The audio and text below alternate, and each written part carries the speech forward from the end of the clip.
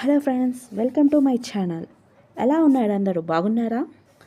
ఈరోజు మనం క్యాబేజీతో మంచూరియా ఎలా తయారు చేయాలో ముందుగా చూద్దాం. నేను ఒక చిన్న సైజ్ క్యాబేజీని తీసుకొని దాన్ని సగంగా కట్ చేసుకుంటున్నాను.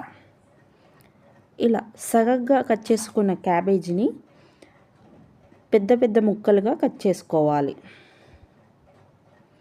మీతో చాపర్ ఉంటే చాపర్లో వేసుకొని సన్నగా కట్ చేసుకోండి, లేదా మీతో చాపర్ లేకపోతే నైఫ్తోనైనా సరే, లేకపోతే కొబ్బరి తురిమే పీటతోనైనా సరే సన్నగా వచ్చేటట్లు చూసుకోండి.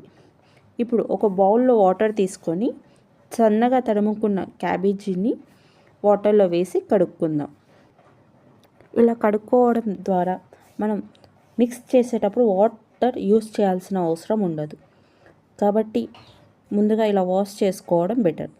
ఇప్పుడు ఇలా వాష్ చేసిన క్యాబేజీ ముక్కలను ఒక బౌల్లోకి తీసుకుందాం. అంటే వాటర్ లేకుండా తీసుకోవడం చాలా మంచిది. వాటర్ లేకుండా తీసుకొని ఆ తర్వాత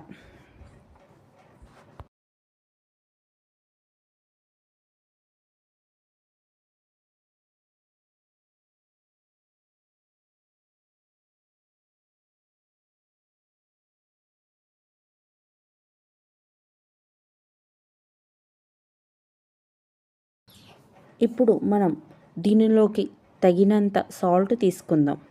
అంటే టేస్ట్కి సరిపోయేంత సాల్ట్ తీసుకుంటే సరిపోతుంది.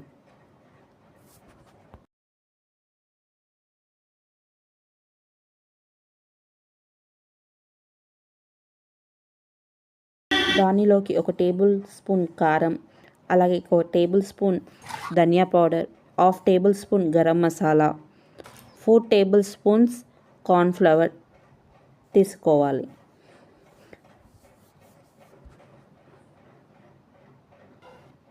ఇప్పుడు ముందుగా కడిగి పెట్టుకున్న కొత్తిమీరను కూడా వేసుకోవాలి. ఆ తర్వాత 4 టేబుల్ స్పూన్ శనగపిండిని కూడా యాడ్ చేయండి. ఇలా మొత్తం కలిసేలా కలుపుకోవాలి.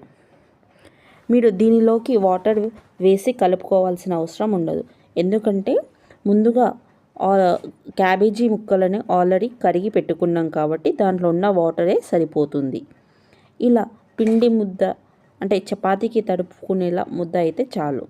ఆ తర్వాత మనం బాండీ పెట్టి స్టవ్ వెలిగించి ఫ్రైకి సరిపడా ఆయిల్ని పోసుకుందాం. ఆ ఆయిల్ హీట్ అయ్యేదాకా వెయిట్ చేద్దాం. ఇప్పుడు ఆయిల్ హీట్ అయిన తర్వాత మనం ముందుగా తడిపి పెట్టుకున్న క్యాబేజీ పిండిని తీసుకుందాం.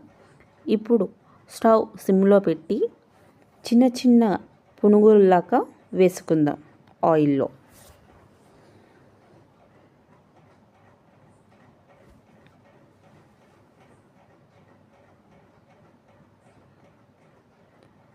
ఇలా ఆయిల్లో ఎన్ని పడితే అన్ని వేసుకోవాలి. ఇలా వేసుకున్న తర్వాత ఒకవైపు కాలనిద్దాం. ఇలా ఒకవైపు కాలిన తర్వాత మరోవైపు తిప్పుకోవాలి. మనం దీనిలను గోల్డెన్ బ్రౌన్ వచ్చేదాకా వేయించుకుందాం. ఇలా గోల్డెన్ బ్రౌన్ వచ్చిన తర్వాత తీసి పక్కన పెట్టుకుందాం. మిగిలిన పిండి మొత్తం కూడా అలాగే చేసుకోవాలి. ఆ తర్వాత మరొక ప్యాన్ని తీసుకొని స్టవ్ పైన పెట్టి ఒక 2 టేబుల్ స్పూన్ ఆయిల్ని వేసుకుందాం. ఇప్పుడు దీనిలోకి కొద్దిగా ఆవాలు, ముందుగా తరిగి పెట్టుకున్న ఉల్లిపాయ ముక్కల్ని వేద్దాం. ఆ తర్వాత 2 లేదా 3 పచ్చిమిరపకాయలను సన్నగా తరిమి పెట్టుకుందాం. ఇలా తరిగి పెట్టుకున్న పచ్చిమిరపకాయలను కూడా వేసి వేగనిద్దాం. ఇలా వేగే ప్రాసెస్లో స్టవ్ సిమ్లో పెట్టుకొని వేగించుకోవాలి. అప్పుడు ఒక చిటికెడు ఉప్పును కూడా యాడ్ చేద్దాం. చిటికెడు పసుపును యాడ్ చేసి కలుపుకోవాలి. గుర్తుపెట్టుకోండి, ఇలా ఈ ప్రాసెస్లో మనం స్టవ్ సిమ్లో పెట్టుకోవాలి. హైలో పెట్టి ఫ్రై చేయనియొద్దు. కొద్దిగా ధనియా పౌడర్, కొద్దిగా కారం, కొద్దిగా గరం మసాలా కూడా యాడ్ చేద్దాం. ఇప్పుడు టమాటా సాస్ని కూడా యాడ్ చేద్దాం. అంటే ఈ సాస్ అనేది ఇంట్లో ప్రిపేర్ చేసింది. మీ దీనికి కావాల్సిన రెసిపీ కావాలంటే కామెంట్ బాక్స్లో మెసేజ్ చేయండి. ఇప్పుడు ఇవల్ల కలిసేలా కలుపుకోవాలి. ఇప్పుడు ఒక 5 నిమిషాలు హై ఫ్లేమ్లో పెట్టి ఒక 5 నిమిషాలు ఉడికిస్తే సరిపోతుంది. ఇలా ఉడికిన తర్వాత ముందుగా వేయించి పెట్టుకున్న పకోడీని వేసుకోవాలి.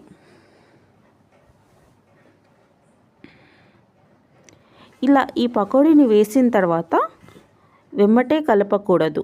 ఎందుకంటే అవి అలా కలపడంతో విరిగిపోతాయి. కాసేపు అయ్యాక కలుపుకోవాలి.